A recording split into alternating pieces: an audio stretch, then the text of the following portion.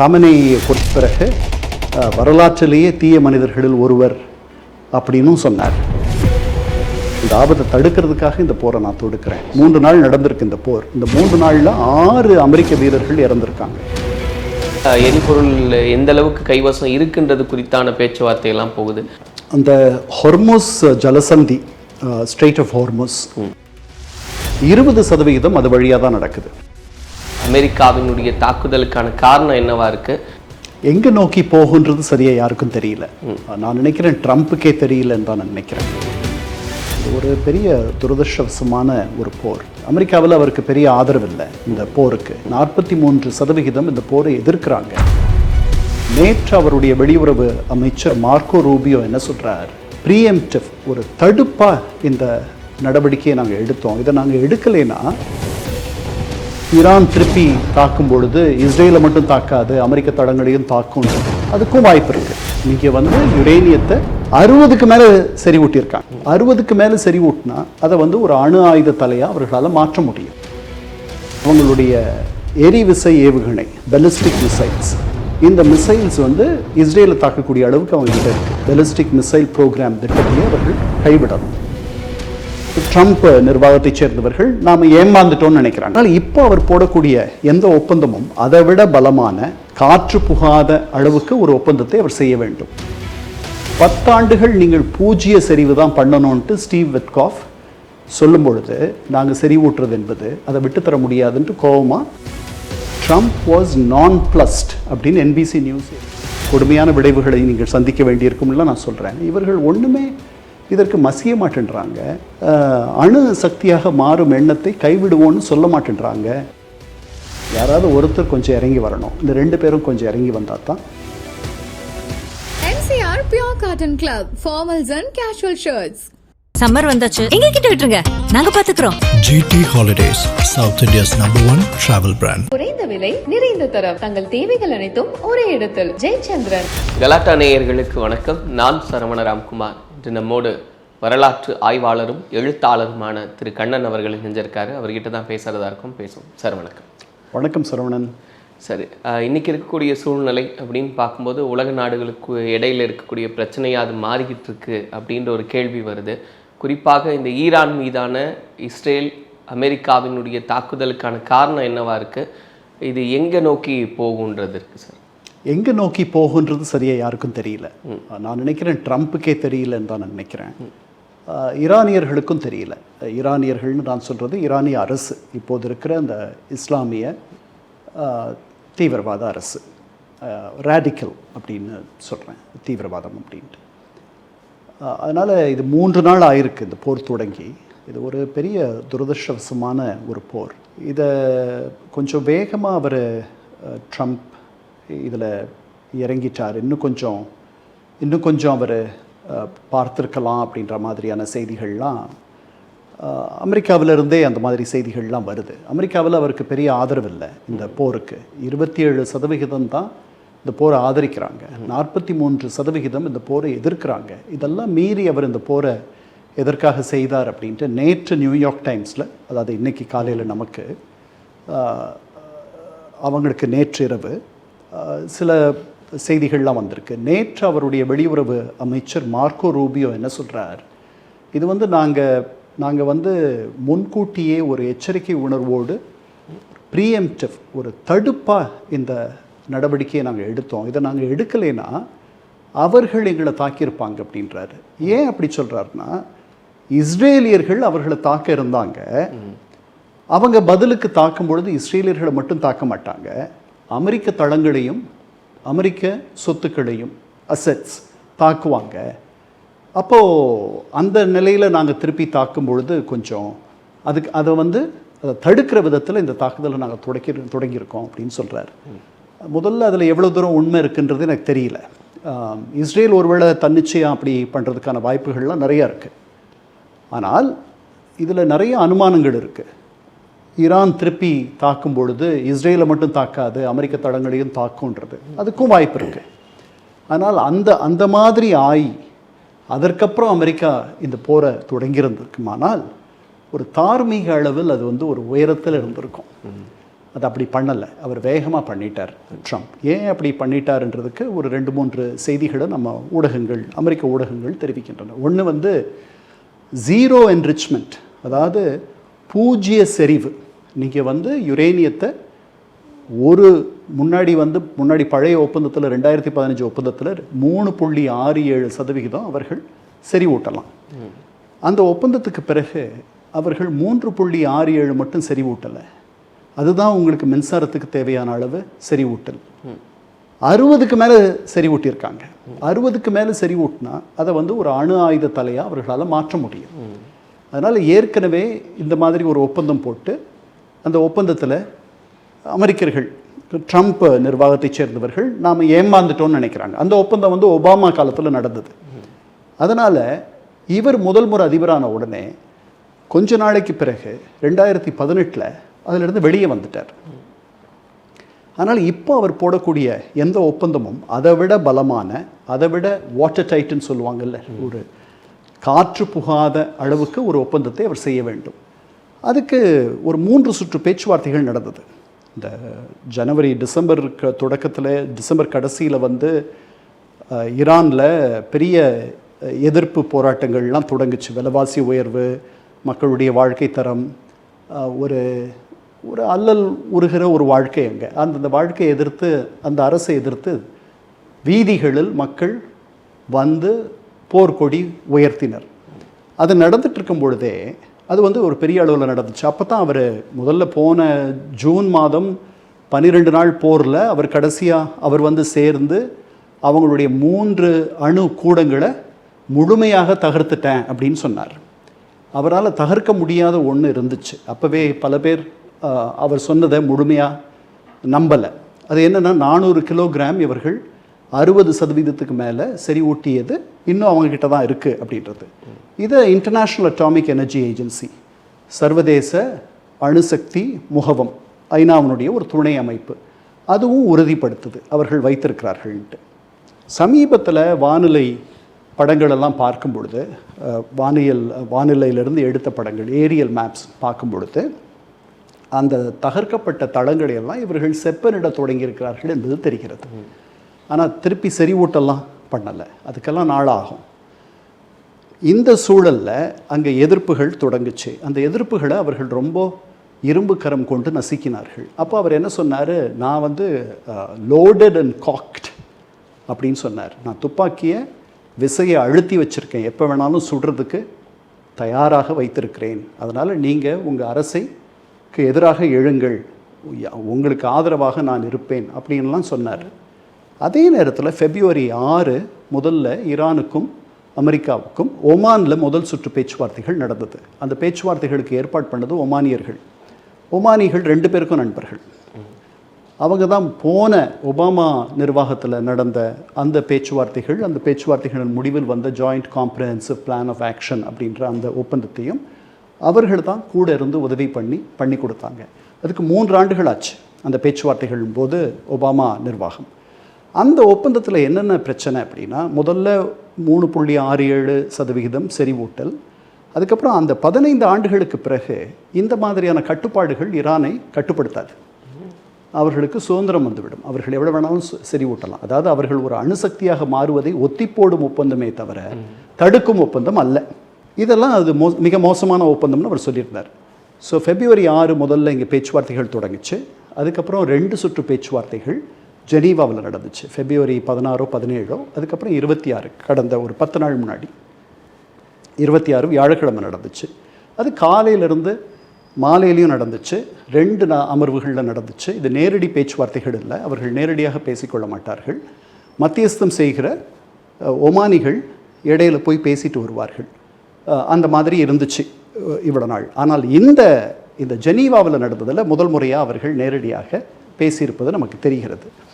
அப்போது 10 ஆண்டுகள் நீங்கள் பூஜ்ய செறிவு தான் பண்ணணுன்ட்டு ஸ்டீவ் விட்காஃப் சொல்லும் பொழுது, எங்களுடைய இன்ஏலியனபிள் ரைட், எங்களோட கூட பிரிக்க முடியாத, எங்களோட கூட பிறந்த ஒரு உரிமை, பிறப்புரிமை மாதிரி நாங்கள் செறிவூட்டுறது என்பது அதை விட்டுத்தர முடியாதுன்ட்டு கோபமாக ஈரானுடைய வெளியுறவு அமைச்சர் சொல்கிறார். சொன்ன உடனே அப்போ எங்களுடைய உரிமை நீங்கள் அப்படி செறிவூட்டாத தடுக்கிறது என்பது அப்படின்னு ஸ்டீவ் விட்காஃப் சொன்ன உடனே இவர் வந்து அவரை நோக்கி கத்துறார். இதெல்லாம் அமெரிக்காவில் இருக்க NBC நியூஸ் சொல்கிற தகவல். நேற்று மாலையில் நம்ம நேரம் 5:30 மணிக்கு இந்த தகவல் வருது. உள்ள தகவல் அறிந்த வட்டாரங்கள் உள்ள அவர்கள் சொன்ன செய்தியை வச்சு அவங்க எழுதுகிறாங்க. இது நடந்த உடனே அவர் இப்படி கத்த தொடங்கின உடனே ஸ்டீவ் விட்காஃப் சொல்கிறார், உங்களுக்கு நான் போகணுன்னா நான் புறப்பட்டு போயிடுறேன் அப்படின்றார்.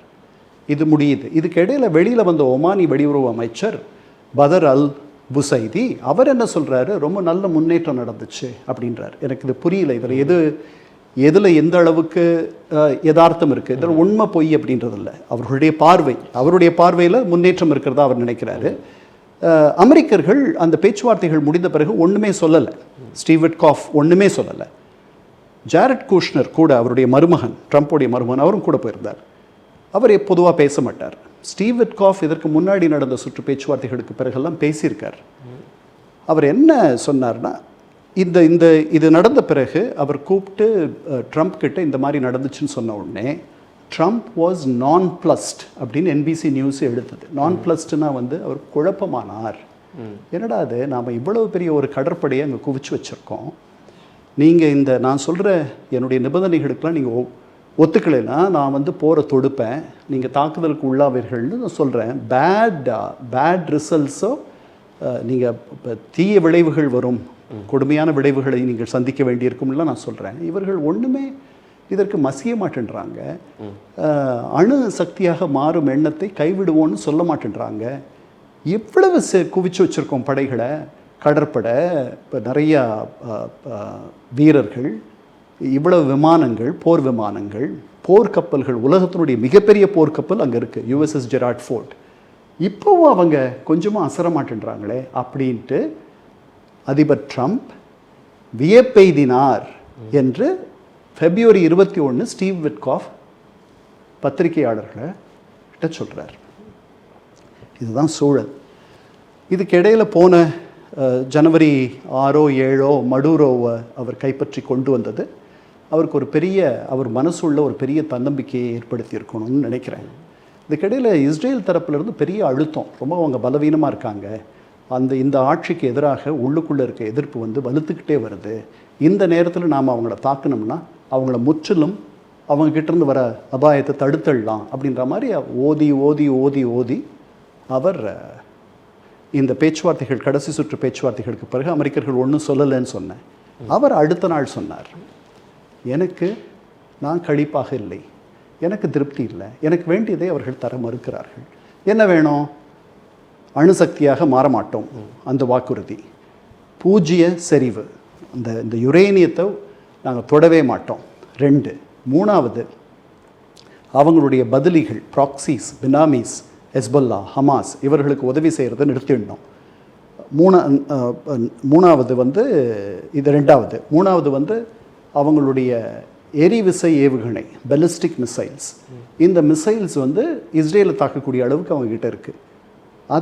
அதனுடைய தயாரிப்பு, அதனுடைய உற்பத்தி, அந்த திட்டத்தையே, அந்த பெலிஸ்டிக் மிசைல் ப்ரோக்ராம் திட்டத்தையே அவர்கள் கைவிடணும் அப்படின்றதெல்லாம். அவர்கள் அதெல்லாம் வந்து இந்த பேச்சுவார்த்தைகள் வெறும் அணு சக்தி தொடர்பான பேச்சுவார்த்தைகள் தான் அப்படின்னு சொல்லிட்டு தான் பேச ஆரம்பித்தாங்க. ஒரு 7 பக்க ப்ரொப்போசல், ஒரு திட்டத்தை எவ்வளவு அவங்க செறிவு பண்ணலாம், எவ்வளவு அமெரிக்கர்கள் அவர்களை அனுமதிக்கலான்ற மாதிரி அப்பாஸ் அராக்ச்சி அவர்களுடைய வெளியுறவு அமைச்சர் எடுத்துகிட்டு வந்து ஸ்டீவ் விட்காஃப் கிட்ட காட்டும் பொழுது தான் அதில் இருந்த அந்த எண்களெல்லாம் பார்த்து ஸ்டீவ் விட்காஃப் அதிர்ச்சி அடைஞ்சாராம். அதாவது பழைய ஒப்பந்தத்தின் கீழ் 3.67 செறிவூட்டலாம், இப்போ அதுக்கு மேலே ஒரு எண் இருந்திருக்கணும்னு நினைக்கிறேன். அப்போ இவர்களுக்கு அணுசக்தியாக மாறும் ஆசை என்பது உள்ளுக்குள்ளே ஆழமாக இருக்குன்ற மாதிரி அமெரிக்கர்கள், ட்ரம்ப் நிர்வாகத்தை சேர்ந்தவர்கள் கணித்திருக்கணும். அவர்களுடைய நுண்ணறிவு பிரிவினரும் அப்படித்தான் கணிக்கிறாங்க. இப்போது இந்த போர் தொடங்கினதுக்கான காரணமாக ஒரு 8 நிமிட காணொலியில் அவர் பல காரணங்களை சொன்னார். ஒரு பெரிய பட்டியலை சொன்னார். அந்த பட்டியலில் எப்படியெல்லாம் ஈரானுடைய துணையோடு பயங்கரவாதம் நிகழ்ந்திருக்கு அப்படின்னு ஒரு பெரிய பட்டியல், 40-45 வருஷங்களுக்கு முன்னாடி நடந்ததெல்லாம் சொல்லிட்டு, இது ஒரு பயங்கரவாத அரசு, உலகத்திலேயே ஸ்டேட் ஸ்பான்சர் ஆஃப் டெரரிசம் அப்படின்னு சொல்லிட்டு, அதுக்கப்புறம் இவரை காமனேயை கொண்ட பிறகு வரலாற்றிலேயே தீய மனிதர்களில் ஒருவர் அப்படின்னும் சொன்னார். இதெல்லாம் சொன்ன பிறகு என்ன சொன்னார், இந்த அரசுக்கிட்ட இருந்து உடனடி ஆபத்து அமெரிக்கர்களுக்கு இருக்குது, அமெரிக்கர்களுக்கும் தோழமை நாடுகளுக்கும் இருக்குது. அந்த ஆபத்தை தடுக்கிறதுக்காக இந்த போரை நான் தொடுக்கிறேன் அப்படின்னாரு. அதுக்கப்புறம் அந்த எரிவிசை ஏவுகணைகள் அதை முழுமையாக அழிச்சிடணும்னு பார்க்குறேன் அப்படின்னாரு. இந்த 2 காரணம் சொன்னார். அப்புறம் உள்ளுக்குள்ளே வந்து அவர்களுக்கு அந்த மக்களுக்கு ஆதரவாக நான் இதை செய்கிறேன், எந்த அதிபரும் இதுக்கு முன்னாடி இதை செஞ்சது கிடையாது, நான் இதை செய்ய துணிஞ்சிருக்கேன், பல தலைமுறைகளுக்கு ஒரு முறை தான் இந்த வாய்ப்பு வரும், நாங்கள் எங்கள் தாக்குதல்கள்லாம் முடிஞ்ச பிறகு உங்கள் அரசை கைப்பற்றுங்கள் அப்படின்லாம் சொன்னார். நேற்று பேசும்பொழுது இந்த பெலிஸ்டிக் மிசைல்ஸ், எரிவிசை ஏவுகணை, அதுக்கப்புறம் அபாயம், இதெல்லாம், அப்புறம் ஒரு கொடுங்கோன்மை அரசு, இதெல்லாம் சொன்னாரே ஒழிய ஆட்சி மாற்றத்தை பற்றி சொல்லலை. நேற்று இந்த அளவில் இருக்குது. 3 நாட்கள், இந்த 3 நாள் நடந்திருக்கு இந்த போர். இந்த 3 நாளில் 6 அமெரிக்க வீரர்கள் இறந்துருக்காங்க. இது வரைக்கும் பல பேர் அங்கே இறந்துருக்காங்க, நமக்கு தெரியும், தலைவர்களே இறந்துருக்காங்க. சரமாரியான தாக்குதல் நடந்துகிட்ருக்கு. ரியாதில் இருக்கிற, சவுதி அரேபியாவினுடைய தலைநகரம் ரியாதில் இருக்க அமெரிக்க தூதரகம் ஒரு ட்ரோன் அடித்து அது வந்து பற்றி எரிஞ்சு கொண்டிருக்கு. அதற்கு மிக பலமான பதிலடி தரப்போவதாக ட்ரம்ப் சொல்லியிருக்கிறார். அந்த இடத்துல இருக்கிறோம் சரவணன். ரொம்ப கவலைக்கிடமான ஒரு நிலைமை. இப்போ நீங்கள் சொன்ன மாதிரி சார், இதெல்லாம் காரணங்கள் அப்படின்னு புரிஞ்சுக்கிட்டாலும் அவங்களுடைய ஸ்டேட்மெண்ட் அமெரிக்கா சைட்லேருந்து பார்க்கும்போது இது நெடுங்கால கோபம் அப்படின்றதையும் வெளிப்படுத்துகிறாங்க. இதெல்லாம் வச்சு தான் இவங்க வந்து நெடுநாளாக அவங்க மேலே எங்களுக்கு ஒரு கோபம் இருக்குது, வெறுப்பு இருக்குது அப்படின்றத புரிஞ்சுக்கலாமா? இல்லை, 47 ஆண்டுகளாக இந்த 1979 இந்த இஸ்லாமிய புரட்சி அரசு வந்த பிறகு அமெரிக்காவை அவர்கள் வந்து ஒரு சாத்தானாக அவர்கள் வடிவமைத்தார்கள். தெருக்களில் வந்து அமெரிக்காவுக்கு மரணம், அதுக்கப்புறம் இஸ்ரேலுக்கு மரணம் அப்படின்ற முழக்கம் அந்த 47 ஆண்டுகளில் தொடர்ந்து பேரணிகளில், மற்ற இடங்களில் அதெல்லாம் நடந்துச்சு. அதையும் சொல்கிறார் ட்ரம்ப். இப்படி அமெரிக்காவுக்கு மரணம் சம்பவிக்கணும்னு நினச்சி அதற்காக கங்கணம் கட்டிகிட்டு இருந்த ஒரு பெரிய அரசு, ஒரு கூட்டம், அந்த கூட்டத்தை தான் நான் அழிக்கிறேன்ற மாதிரி அவர் சொல்கிறார். அதனால் அவங்க 2 பேரும் பெரிய ஜென்ம எதிரிகள், அதில் ஒன்றும் சந்தேகமே இல்லை. அதுக்கு முன்னாடி அவர்கள் பெரிய நண்பர்கள். ஷா இருந்தபொழுது, ஈரானுடைய ஷா இருந்தபோது அவருக்கு அடைக்கலம் தந்த பிறகு, அவருக்கு உடம்பு முடியல, அவருக்கு புற்றுநோயோ என்னமோ, அதனால் அவர்கள் அடைக்கலம் அவருக்கு தந்த பிறகு அவரை வீழ்த்திட்டு வந்த இஸ்லாமிய அரசு, கொமேனியினுடைய அரசு பெரிய எதிர்ப்பான ஒரு அரசாக மாறிடுச்சு. 444 நாட்கள் அமெரிக்கர்களை பிணை கைதிகளாக வச்சுருந்தாங்க. அதுக்கப்புறம் அவர்களை விடுவிக்கிறதுக்கு 444 நாள், ஏறக்குறைய உங்களுக்கு 1.25 வருஷம், அதுக்கு 1.5 வருஷம், அதுக்கு பிறகு அது முடிஞ்ச பிறகு. ஸோ அதனால் 444 நாட்கள் அவங்க அமெரிக்க தூதரக அதிகாரிகள் அவர்களெல்லாம் பிணை கைதிகளாக வச்சுருந்தாங்க. அவர்களை விடுவிக்க எடுத்த முயற்சி ஒரு அதிரடி நடவடிக்கை. ஜிம்மி கார்ட்டர் அப்போ அதிபராக இருந்தார், அது தோற்று போயிடுச்சு.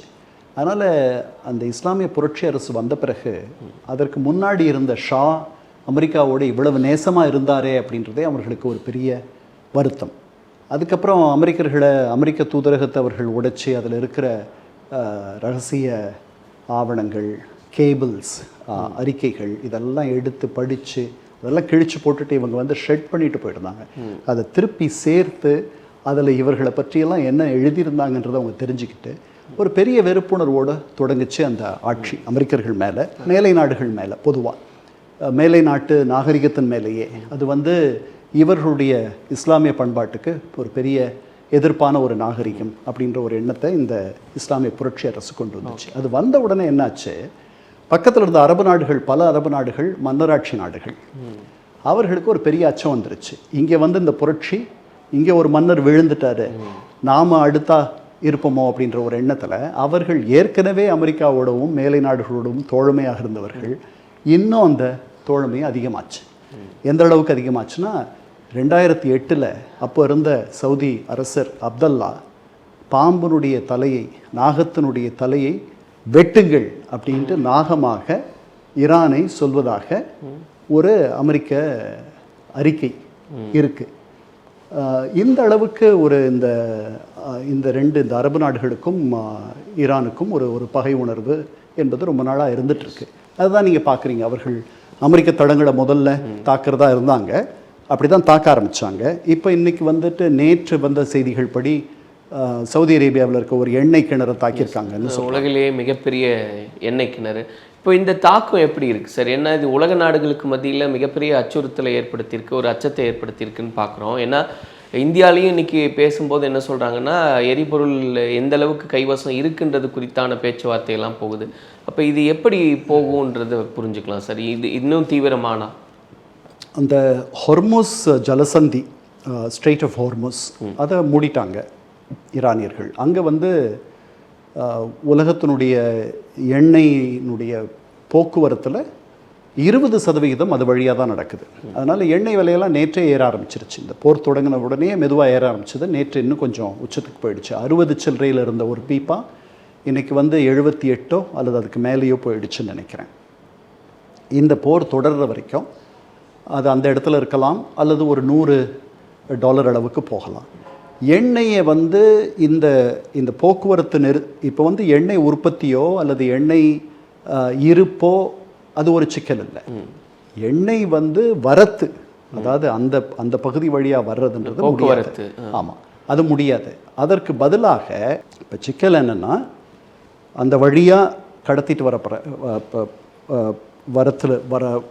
போக்குவரத்துக்கு பயன்படுற அந்த ஸ்ட்ரெயிட் ஆஃப் ஹோர்முஸ், அந்த ஹொர்முஸ் ஜலசந்தி மூடி இருக்கு. அதனால் சுற்றிட்டு வர வேண்டியிருக்கு. இப்போ ஒரு கிலோமீட்டரில் உங்களை அடைய முடியும் அப்படின்னா, இப்போ 4லேருந்து 8 கிலோமீட்டர் சுற்றிட்டு வந்து தான் உங்களை நான் அடையணும். அதுதான். அதனால் இந்த போர் வந்தாலே எப்போவுமே எண்ணெய் விலை, எல்லா விலையும் ஏறும். பொதுவாக குறிப்பாக போர் நடக்கிற இடங்கள்லாம் ஏறும். அந்த மாதிரி தான் இப்போவும் நடந்துகிட்ருக்கு. இந்த போர் ஒரு 4-5 வாரங்கள் தொடரும், தாக்குதல்கள் தொடரும், ரொம்ப உக்கிரமாக நடக்கும். இன்னும் முழுமையாக நாங்கள் உக்கிரமாக அடிக்க ஆரம்பிக்கலைன்னு சொல்லியிருக்காரு அதிபர் ட்ரம்ப். அதனால் இது இன்னும் மோசமாகக்கூடிய ஒரு நிலையை தான் பார்க்கிறோமே தவிர, பேச்சுவார்த்தைகள் மூலமாக இது நின்றுடும், ஒரு தீர்வு வரும். போன முறை நடந்த பொழுது 12 நாள் நடந்துச்சு. இது எவ்வளவு நாள் நடக்க போகுதுன்னு தெரியல. அவர் 6 பேர் இறந்தும் கூட என்ன சொல்கிறார், இன்னும் மேலும் பல அமெரிக்கர்கள் உயிரிழக்கலாம், ஆனால் முற்றிலுமாக அமெரிக்கர்களுக்கும் தோழமை நாடுகளுக்கும் இருக்கும் அபாயத்தை அதை நான் கிள்ளி எறிகிறது தான் என்னுடைய வேலை அப்படின்னு நேற்று சொல்லியிருக்கார். போக போக பார்க்கணும். ஈரான் எவ்வளோ உறுதியாக இருக்காங்க சார்? ஏன்னா அவங்களுடைய ஸ்டேட்மெண்ட் அப்படின்னு பார்க்கும்போது, நாங்கள் இஸ்ரேலுக்கும் அமெரிக்காவுக்கும் எதிராக தான் இது நடத்துகிறோம், மற்ற நாடுகளுக்கு இதில் சம்மந்தம் இல்லை அப்படின்ற விதத்தில். ஆனால் அவங்க சைடில் சொல்லும்போது அமெரிக்காவுடைய நட்பு நாடுகள் மேலேயும் இவங்க தாக்குதலை கொடுக்குறாங்க, அது இன்னும் தீவிரமாகும் அப்படின்றது. இப்போ இந்த ஸ்டேட்மெண்ட்டில் எது கிளாரிட்டியானது? இல்லை, ஈரானியர்கள் ரொம்ப தீவிரமாக இருக்காங்க. அவங்க இந்த நாளை ரொம்ப நாளாக எதிர்பார்த்து காத்துட்டு இருந்தாங்க. அதனால் அவர்கள் தியாகத்திற்கோ அல்லது உயிர் பலிக்கோ அதுக்கெல்லாம் அஞ்சுறவங்க கிடையாது. அந்த மாதிரி தான் அவர்களுடைய எண்ணமும் போக்கும் இருக்குது. அதனால் இதை கடைசி வரைக்கும் பார்த்துடலான்ட்டு அமெரிக்கர்கள் நினச்சா, ஈரானியர்களும் கடைசி வரைக்கும் பார்த்துருவோம் அப்படின்ற மாதிரி தான் இருக்காங்க. அலி லாரிஜானின்னு சொல்லிட்டு அவர்களுடைய தேசிய பாதுகாப்பு குழு, நேஷ்னல் செக்யூரிட்டி கவுன்சிலுடைய தலைவர், அவர் என்ன சொல்லியிருக்காரு, ஈரானியர்கள் பல வரலாற்றுக்கு சொந்தக்காரர்கள், பல துன்பங்களை பார்த்துருக்கோம். மங்கோலியர்கள், அவங்கள பாபேரியன்ஸ்னு சொல்லுவாங்க, காட்டு மிராண்டிகள்னு, அவர்களுடைய படையெடுப்பும் அவர்கள் இந்த நாட்டினுள் நடத்திய அழிவையுமே நாங்கள் பார்த்தவர்கள். அதனால் எங்களுக்கு இது ஒன்றும் புதுசு இல்லை, இதையும் நாங்கள் தாங்குவோம், இதையும் எதிர்த்து போர் செய்வோம்னு சொல்கிறார். அதனால் நிலைமை ரொம்ப, நான் முன்னாடியே சொன்ன மாதிரி, ஒரு கவலைக்கிடமான நிலைமை. இதில் யாரும் மத்தியஸ்தம் பண்ணக்கூடிய ஒரு இடத்துலையும் இல்லை. ஆங்கிலத்தில் சொல்லுவாங்க he's on his high horse அப்படின்ட்டு. ட்ரம்ப்பும் அவருடைய ஹை ஹார்ஸில் இருக்கார். இப்போதைக்கு இந்த அயத்துல்லா காமெனி போன பிறகு வந்திருக்கிற இந்த தற்காலிக தலைமையும் அவர்களும் அவர்களுடைய உயரமான குதிரையில் உட்கார்ந்திருப்பதாக எனக்கு தெரிகிறது. யாராவது ஒருத்தர் கொஞ்சம் இறங்கி வரணும். இந்த 2 பேரும் கொஞ்சம் இறங்கி வந்தால் தான் இதற்கு ஒரு தீர்வு வரும். நிறைவா சார், இப்போது இந்தியாவுடைய நிலை இதில் என்னவா இருக்குது, இல்லை இந்தியாவுக்கான தாக்கம் இதில் என்னவா இருக்கும்? இந்தியாவுடைய நிலைமை ரொம்ப தர்மசங்கடமான நிலைமை. இந்த அரசுக்கு ஏற்கனவே எதிர்க்கட்சிகள் நாம் ரொம்ப இஸ்ரேல் பக்கம் சாஞ்சிட்டோம் அப்படின்ற மாதிரி ஒரு எண்ணத்தை, ஒரு குற்றச்சாட்டை அவர்கள் வைத்திருக்கிறார்கள். நாம் 92 நரசிம்மராவ் காலத்தில் தான் இஸ்ரேலோட முதல்ல உறவுகளை நாம் ஏற்படுத்திக்கிட்டோம். அதுக்கு முன்னாடி நாம் அவர்களோட உறவில் இல்லை. எனக்கு நல்லா நினைவு இருக்குது. நான் 1972 நான் பாஸ்போர்ட் வச்சுருக்கேன். அந்த பாஸ்போர்ட்டில் சவுத் ஆஃப்ரிக்கா போக முடியாது, எனக்கு தெரிஞ்சு எனக்கு சரியாக நினைவு இருக்குமானால் இஸ்ரேலும் போக முடியாது, உறவு கிடையாது. அது அதில் போட்டிருக்கோம். சவுத் ஆஃப்ரிக்கா வந்து ஒரு வெள்ளை ஆதிக்க நாடுன்றதுனால அப்போது அங்கே போகக்கூடாது அப்படின்ட்டு போட்டிருக்கோம். அந்த மாதிரி இருந்தது. அது மாறிச்சு கால சூழல்னால. காங்கிரஸ் அரசு அவர்களோட முதல்ல உறவை ஏற்படுத்திடுச்சு. அதுக்கு பிறகு இவர்கள் வந்த பிறகு அந்த உறவு அப்புறம் தொடர்ந்து ஆழமாச்சு. அந்த உறவு ஏன் ஆழமாச்சுன்னா, பயங்கரவாதத்திற்கு எதிரான மிக நுட்பமான யுக்திகளையும் அறிவியலையும் வைத்திருப்பவர்கள் இஸ்ரேலியர்கள் அப்படின்ட்டு இந்திய தலைமையில் இருந்தவர்கள் நம்ப ஆரம்பித்தாங்க. அவர்கள் அவங்ககிட்ட இருந்து அதெல்லாம் கற்றுக்கணும்னு நினச்சாங்க. அதனால் அந்த உறவு ஆழமாச்சு. இவங்க வந்த பிறகு இன்னும் ரொம்ப நெருக்கமான ஒரு உறவாக அது மாறிடுச்சு. எந்த அளவுக்குன்னா, இந்த போர் மேகங்கள் சூழ்ந்த நிலையில் தன்னுடைய பயணத்தை கொஞ்சமும் ஒத்தி போடாமல் துணிவாக பிரதமர் மோடி அங்கே போனார். அவர்களும் அவர் அங்கேருந்து வெளியே வர வரைக்கும் இந்த போரை துவக்கலை. அவர் வெளியே வந்த ஒரு நாளைக்கு பிறகு தான் இந்த போர் துவங்குச்சு. இது வந்து ஒரு பெரிய துணிவான செயல். ஏன்னா அவர் அங்கே இருக்கும்பொழுது இந்த போர் துவங்கி இருந்துச்சுன்னா ரொம்ப தர்ம சங்கடமாக இருக்கும்.